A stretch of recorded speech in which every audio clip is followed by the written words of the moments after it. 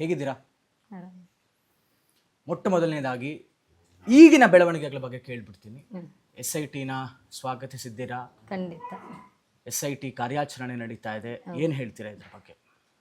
ಅಂದರೆ SIT ತನಿಖೆಯಲ್ಲಿ ನಮಗೆ ನ್ಯಾಯ ಸಿಗುತ್ತೋ ಇಲ್ವೋ ಅದೊಂದು ಮತ್ತೊಂದು. ಯಾಕೆಂದರೆ ಸೌಜನ್ಯ ಹೋರಾಟನೇ ಬೇರೆ ಇರುತ್ತೆ, ಅವರ ಹೋರಾಟನೇ ಬೇರೆ ಇರುತ್ತೆ. ಇದಕ್ಕೂ ಯಾವ ಲಿಂಕ್ಸ್ ಇಲ್ಲ.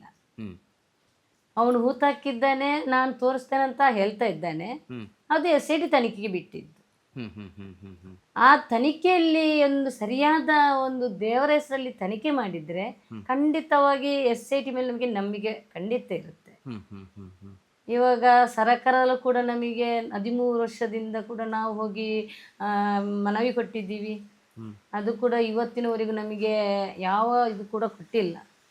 ಸೌಜನ್ಯ ಪ್ರಕರಣ ಅಂದರೆ ಯಾವ ರಾಜ್ಯಕ್ಕೆ ಆಗಲಿ ಎಲ್ಲರೂ ಯಾವ ಸ್ವಾಮೀಜಿಗಳಾಗಲಿ ಹಿಂದೆ ಸರಿಯುತ್ತಾರೆ. ಯಾಕೆ ಅಂದರೆ ಇದರಲ್ಲಿ ಇರುವ ಪ್ರಭಾವಿ ವ್ಯಕ್ತಿಗಳ ಒಂದು ದರ್ಪಕ್ಕೆ ಇವರು ಎಲ್ಲ ಇದು ಮಾಡ್ತಾರೆ. ಅಂದರೆ ನಮಗೆ ಮನವಿ ಕೊಟ್ಟುವಾಗಲೇ ಹೇಳ್ತಾ ಇದ್ರು, ಇದರಲ್ಲಿ ದೊಡ್ಡ ವ್ಯಕ್ತಿಗಳಿದ್ದಾರೆ, ನಾವು ಏನು ಮಾಡೋಕ್ಕಾಗಲ್ಲ.